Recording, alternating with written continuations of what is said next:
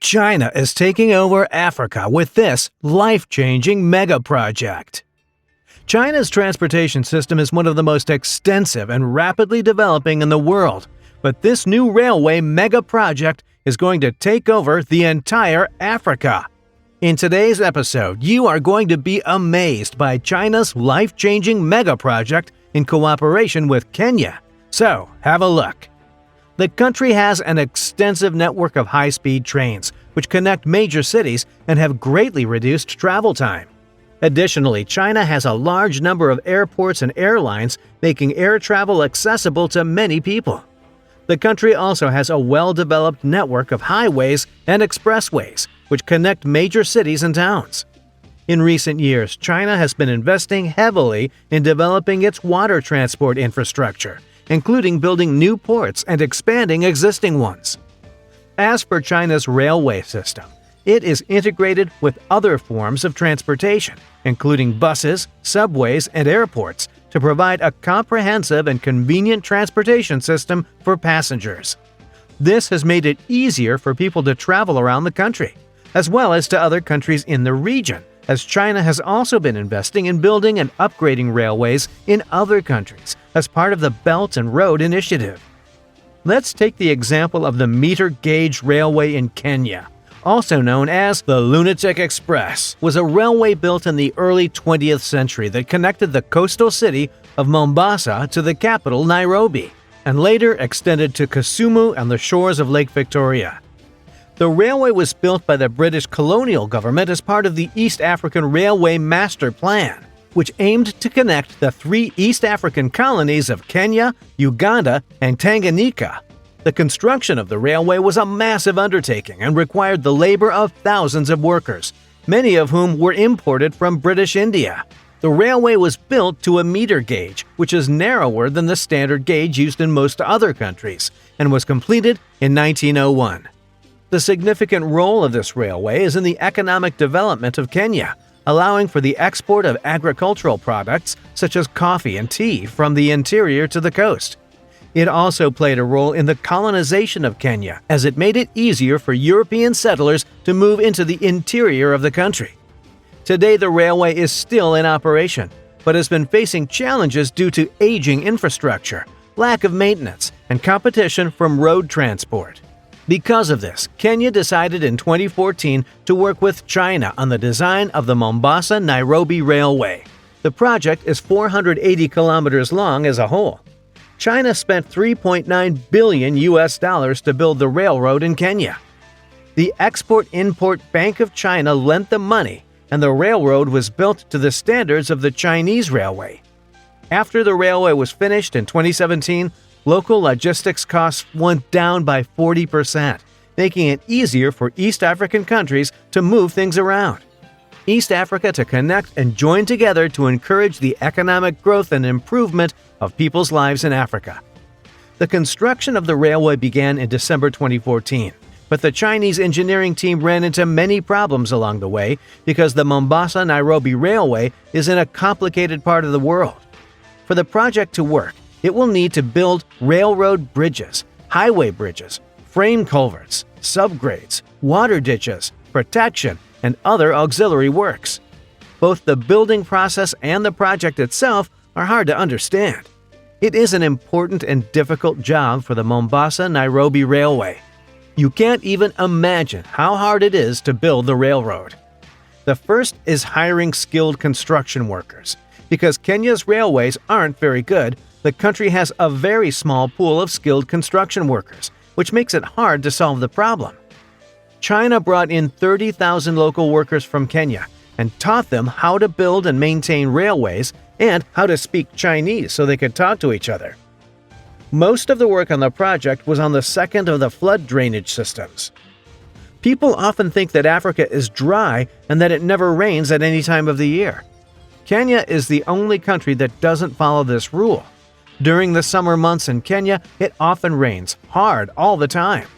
This can cause flooding in many places. This is because the plant roots are weak and the red soil doesn't drain well. A lot of animals have to die so that the problem of flooding can be fixed. China put in a carefully built flood drainage system when it was building the railway. The third problem that the engineering team needs to solve is how to use the building materials. Because of Kenya's unique geography and relatively low level of economic development, concrete is one of the most important raw materials for building railways there. This material can be used by the engineering team. The most important part of concrete is fly ash, which is a high-strength material that can reduce cracks and is usually made by the electrostatic action of soot from thermal power plants. However, Kenya doesn't have enough resources and doesn't have the right materials. If the cost of getting from China to Africa is very high, the budget for the railway will be blown. Because of this, Chinese engineers have done a lot of research and decided to fix the concrete problem by using volcanic ash from Kenya instead of fly ash. The original plan called for part of the route to go through a national park. However, environmentalists are against the idea because they are worried that the project will speed up the extinction of species. To figure out how to fix this problem, the Chinese engineering team decided that they should build a bridge here. The bridge they built is now called the Sabo River Bridge. The bridge is 2 kilometers long and has 59 piers. At its highest point, the bridge is 35.1 meters high, and at its lowest point, it is 9 meters high, which is high enough for giraffes to walk under it.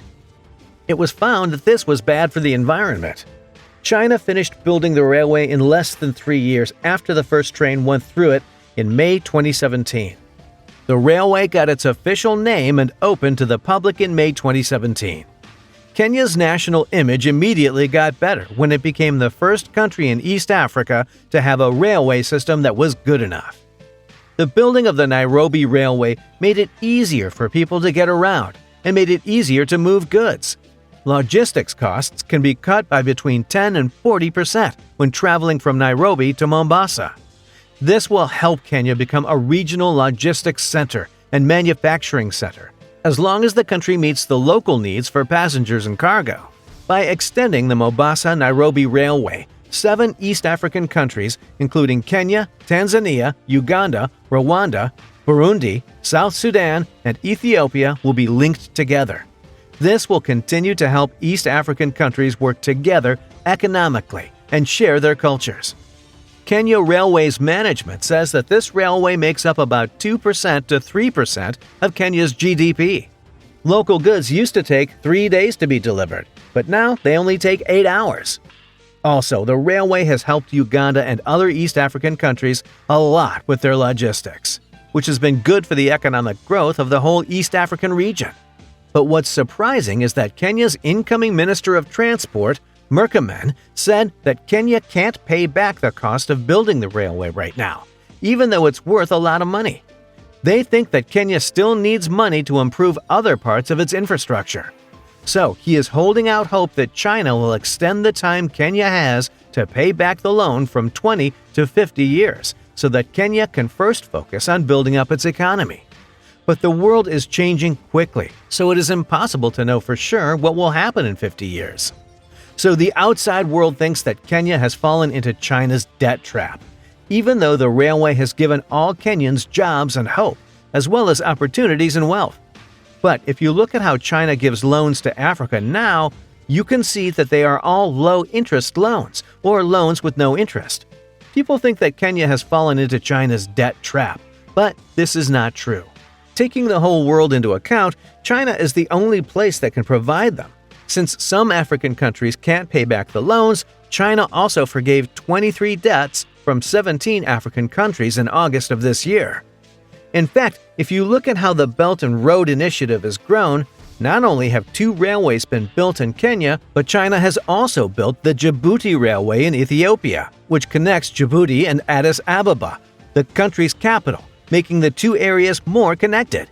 Because of this, Kenya and Ethiopia's economies have become more connected.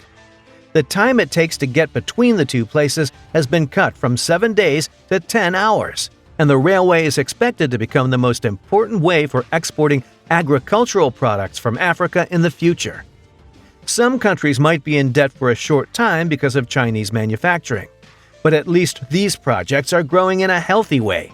Africa's economic growth has been helped by these projects to build infrastructure, and the living standards of Africans have gone up a lot as a result. That's all. Thank you for watching. Do not forget to like and subscribe to our channel and ring the bell icon to get more videos.